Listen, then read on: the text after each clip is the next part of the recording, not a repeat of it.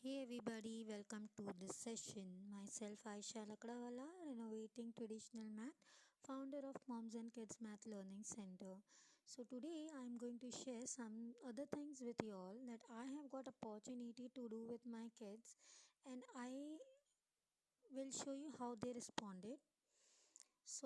I have been working for on this for a little while now. The ways that I think the teachers can do differentiate teaching in mathematics. So, the very first thing, let me share the screen with you all. Okay, so one of the very first and important thing that we teachers have to accept, face it that the kids are so different in a same room, and there is only one of you. So, how do you handle it all? See, in honesty, I believe different teachers have different personality. They have different method of dealing with kids, different method of teaching and everything.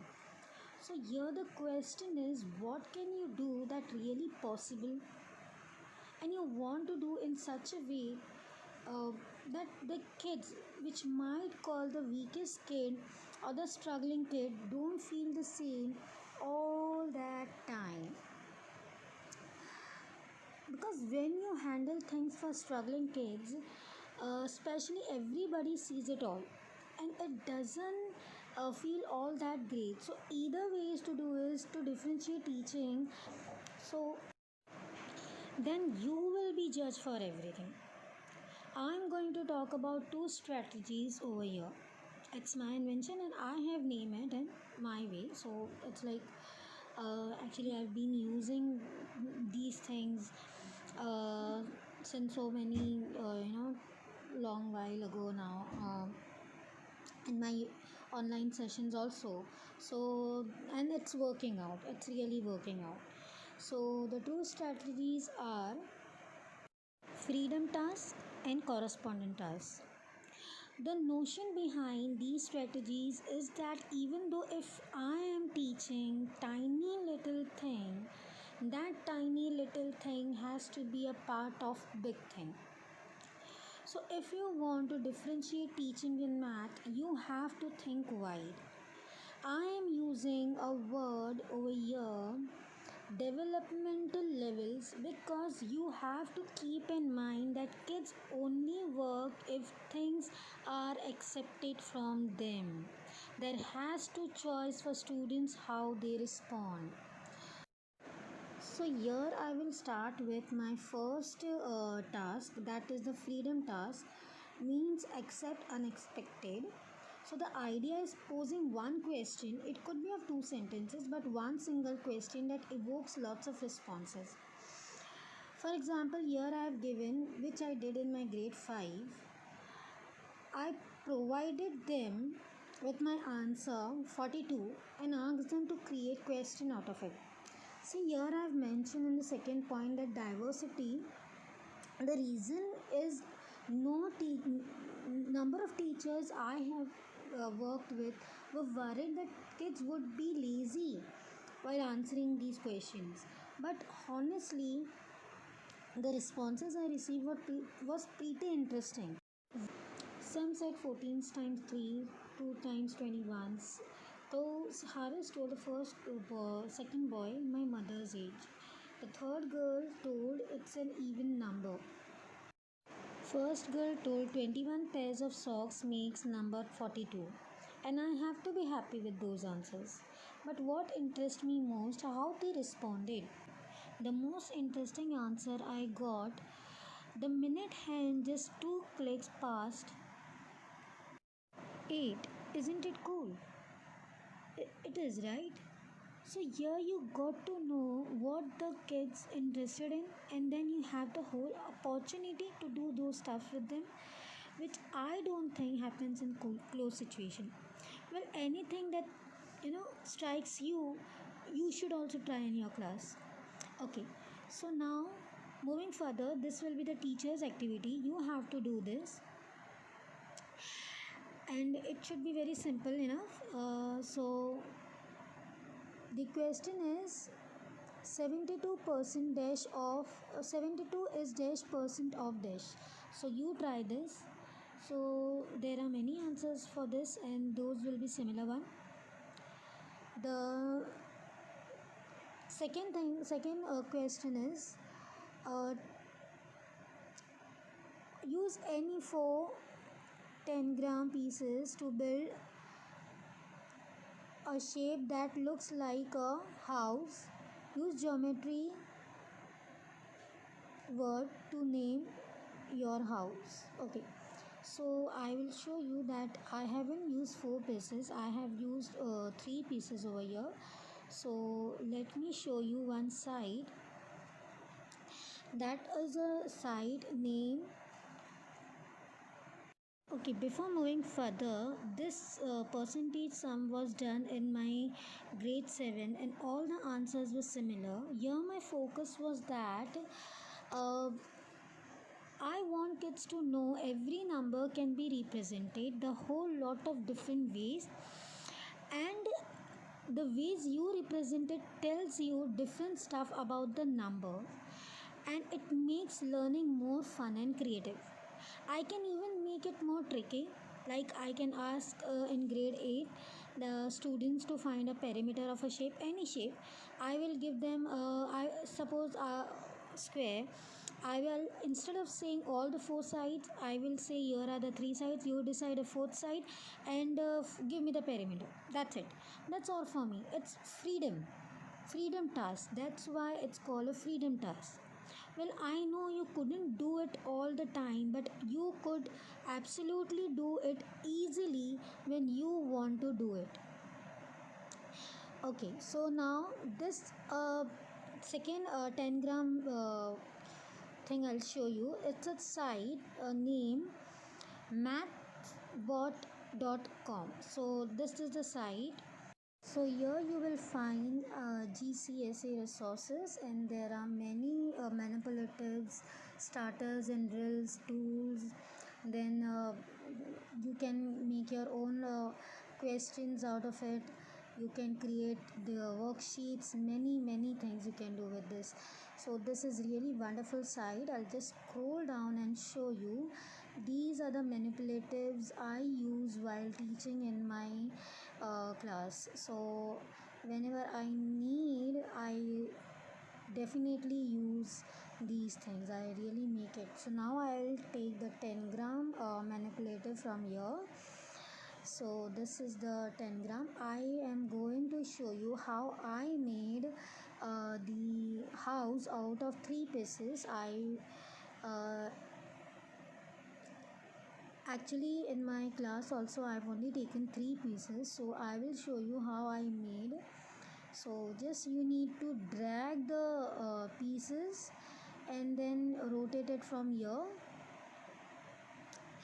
and you can just place it over here and then just drag from there and place it over here, then just rotate it, and then this many again you just need to drag and put it back to the to make a square. Okay, so now I'll take this triangle from here and then I'll make a roof. So this is my triangular roof square shape house. I have named it. Okay, so my house is ready. I can even make the window, but I forgot to use the fourth piece in my classroom, so I'm not going to show you the same the extra thing. I'll show you the same thing which I have done in my classroom. So I have taken three pieces of 10-gram and made my triangular roof square shaped house. So this is really useful manipulative I found, and I will definitely want you guys to make a use out of these things well while you teach students. Even students can learn so many things in so many attractive way as you make the learning more and more attractive and creative, definitely kids are going to enjoy. Definitely. Now, moving further, okay, there will be some more UTI problems for you which will be shared in the end of the session. So now moving further with my corresponding task means either ways this is little harder, but when you want to focus on to make either ways you got to do it. Okay, here is only one answer you expect from everybody. So here ordering values, the question says nth value changes or what.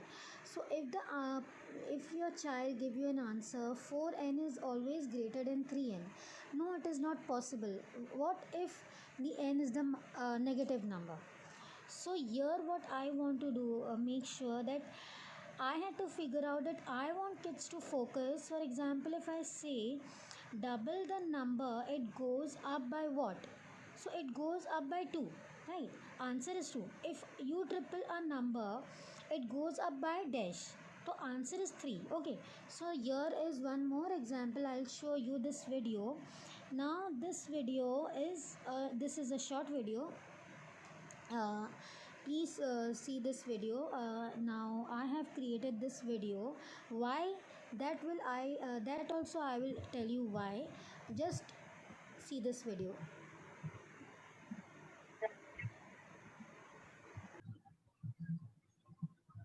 Hey guys, welcome back to my channel. Today we are going to learn about the Pythagorean theorem.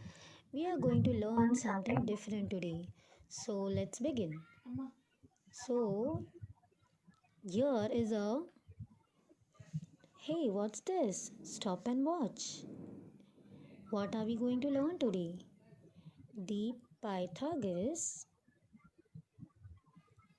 phenomenon. Now, what's that? Let's begin. If A and B are the length of the legs of a right triangle and C is the hypotenuse, then A square plus B square is equals to C square. We know that. This is our diagram, Pythagoras diagram. Now, what we are doing today is, let's think the Pythagorean theorem works for triangles that are not right triangles. Is it possible for obtuse and acute? Let's see. Justify your response using a triangle in which two shorter sides are 3 units and 4 units and the hypotenuse is 5 units.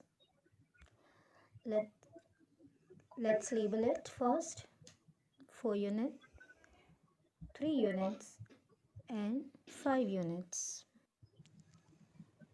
Let's begin with the explanation 1.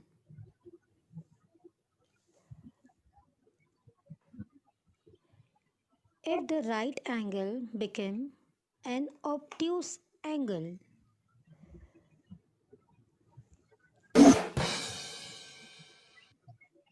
is it possible?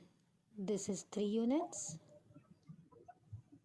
4 units, but I guess this is more than 5 units. So, the other side would be longer than 5 units. In this case, the squares along the shorter sides A and B cover less area than the square along the longer side C. This is an obtuse triangle. Just label it. Now as we know that this was 5 units, but here it's more than 5. So inequality statement for an obtuse triangle, which means A square plus B square is less than C square. Moving further with the explanation 2. If the right angle become an acute angle, as you all can see, This is acute angle. Label it 4 units, 3 units.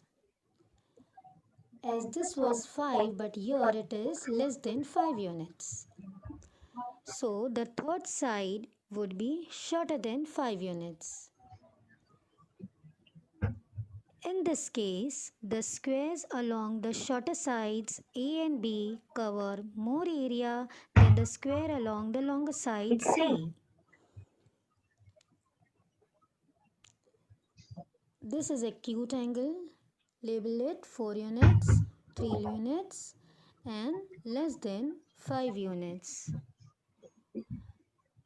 So the statement is inequality statement for an acute triangle, which means a square plus b square is more than c square.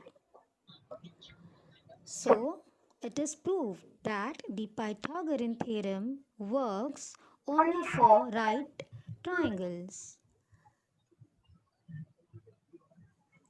I hope you understood the Pythagorean phenomenon. Thank you. What I wanted to be little bit more specific. Okay, but I know there is a bunch of kids for whom I can only make it happen. So here I did something different for those left out kids in just a manageable way. Many kids, most of the kids have the curiosity in mind that why only 90-degree, why not an acute, not an obtuse. So just to make them understand and remove that curiosity and focus on only one answer, I had made these that video just to make them aware that only 90-degree works for uh, Pythagoras theorem. One of the reason parent believe that you should have a generous teacher even in higher grades, because I'm sure every teacher know that brightest student, every teacher know their weakest student, but there are hiders too. We not always get to know hiders. Okay, so as a teacher, we are actors, we are performers, we are creators, so we are also the healers. So all these were in my brain when I created these strategies, which took me into this deep. Because in the end, the teacher is you. It has to be your model, your questions, and your changes on variation, on themes. No, it's not over. You don't closure your books, and it's just, uh, you know, it's just a starting point for much longer discussion. So, in the end, I will just say that I guess this session was beneficial for you guys. Um, if any queries, anything, any doubts, you can just ping me, you can just message me on my number, WhatsApp me. I'm definitely there to clear your doubts and everything. This session was a quick session because there were some technical issues, due to technical issues, so the session was taken in a short moment. So no issues. We are looking for more such sessions, and uh, anything you want to clear, please you can ask me. I am there to answer you. And in the end, there will be one link will be soon. We will be sharing one link with you. There, that is the you try problems PDF, that will be in a PDF format. So you just need to go through the task cards and you have to do the, you need to try those problems, so that when you are aware about those problems and those things, you will be able to do these things in your classrooms. So in the end, thank you. I'll just end the meeting.